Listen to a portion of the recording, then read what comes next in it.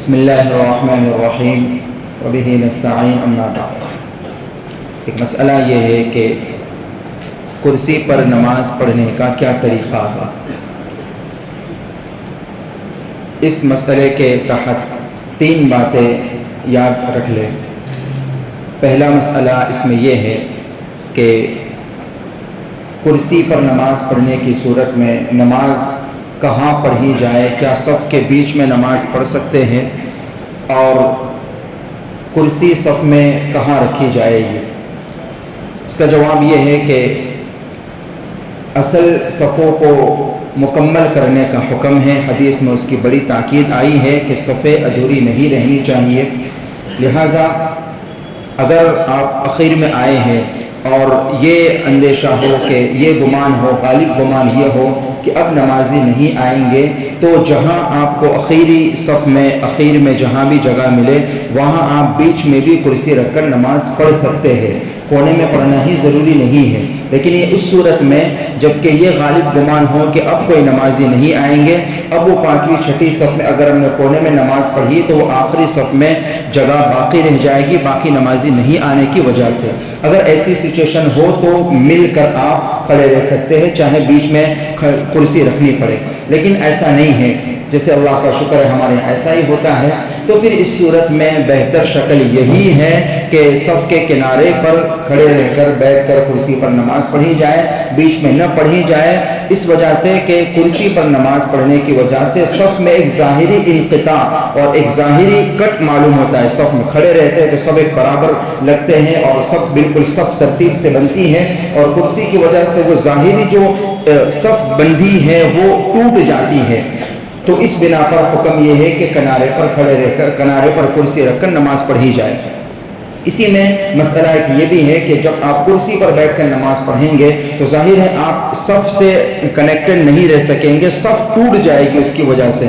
آپ نے اگر پیچھے والے پائے کرسی کے صف کے کنارے پر رکھے ہیں تو آپ آگے ہو جائیں گے، اور اگر آگے والے پائے آپ نے صف کے کنارے پر رکھے، آپ کی کرسی کے پیچھے والے پائے پچھلی صف میں چلے گئے تو ظاہر پچھلی صف والا سجدہ نہیں کر پائے گا، تو ظاہر یہ گڑبڑ تو یقیناً ہوگی۔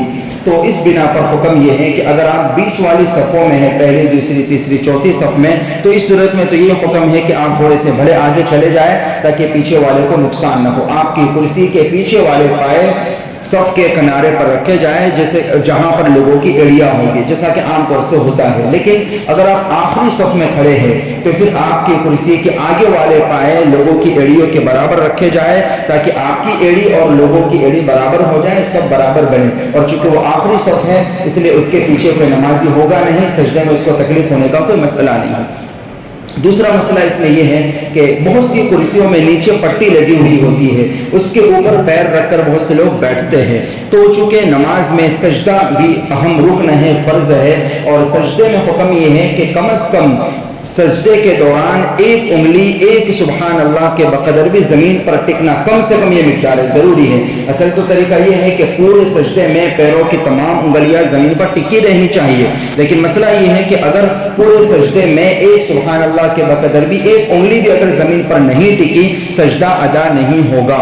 تو اگر وہ پٹی والی کرسی ہے اور آپ نے زمین پر پیر رکھنے کے بجائے کرسی پر بیٹھ کر پٹی پر پیر رکھے اور پوری نماز اگر اسی طرح پڑھی تو ظاہر آپ کا ایک بھی سجدہ ادا نہیں ہوا۔ سجدہ ادا اس لیے کہ زمین پر آپ کا پیر ٹکا ہی نہیں، اگر سجدہ ادا نہیں ہوا تو نماز بھی ادا نہیں ہوگی۔ دوسرا مسئلہ یہ ذہن میں رکھے کہ پیروں کو مکمل زمین پر رکھنا ہے۔ تیسرا مسئلہ یہ ہے کہ سجدے اور رکوع میں عام طور سے گڑبڑ ہوتی ہے، رکوع میں تھوڑا سا کم جھکنا ہے، سجدے میں رکوع کے مقابلے میں تھوڑا سا زیادہ جھکنا ہے، بس یہ فرق ہے دونوں میں۔ سجدے میں تھوڑا زیادہ جھکے، رکوع میں تھوڑا سا کم جھکے، اور دونوں ہاتھوں کو ہوا میں لہرانا صحیح طریقہ نہیں ہے۔ اسی طرح بہت سی کرسیاں میز والی آگے ٹپائی رکھی ہوئی ہوتی ہے، ٹیبل بنا ہوا ہوتا ہے، تو اس کے اوپر سجدہ کرتے، یہ بھی صحیح طریقہ نہیں ہے۔ صحیح طریقہ بس یہ ہے کہ دونوں ہاتھوں کو اپنے پیروں پر جیسے اتحیات میں رکھتے اسی طرح رکھنا ہے، اور رکوع میں تھوڑا سا جھکے، سجدے میں تھوڑے سے اور زیادہ جھکے، بس یہ طریقہ ہے رکوع اور سجدے کا۔ بہرحال یہ 3 مسائل اللہ نے ذہن میں ڈالا آپ کی خدمت میں پیش کیے. باقی اصل طریقہ اور سنت طریقہ یہ ہے کہ جہاں تک ممکن ہو رکوع سجدہ چاہے آپ صحیح سے کر سکتے ہو نہ کر سکتے ہو، چاہے اشارے سے کرنا پڑے، بہتر افضل صحیح اور سنت طریقہ بہرحال یہی ہے کہ زمین پر بیٹھ کر نماز پڑھی جائے. صحیح بخاری، صحیح مسلم وغیرہ کی روایت میں سن ہجری 5 میں رسول اللہ صلی اللہ علیہ وسلم گھوڑے پر گرنے کی وجہ سے زخمی ہوئے تھے، آپ کے سیدھے بازو پر چوٹ لگی تھی. اس موقع پر مدینہ شریف میں مسجد نبوی میں کرسی بھی موجود تھی جو اور موقع پر آپ استعمال فرماتے تھے، مگر آپ نے زمین پر بیٹھ کر ہی نماز ادا فرمائی تھی، پڑھائی تھی. بلکہ اس بنا پر بہتر طریقہ بہرحال یہی ہے. یہ ڈر لگتا ہے کہ کہیں مسجد چرچ نہ بن جائے. اللہ کا کرم ہے ہمارے یہ ماحول نہیں ہے، بہت سی جگہوں پر یہ ماحول آپ کو دکھے گا. تو سنت اور بہتر طریقہ اور شریعت کے منشا کے مطابق طریقہ یہ ہے کہ بیٹھ کر نماز پڑھی جائے. اسی میں عاجزی تواضع بھی زیادہ ہے اور اسی میں صحیح سنت طریقے کے مطابق آپ کی نماز ادا ہوگی.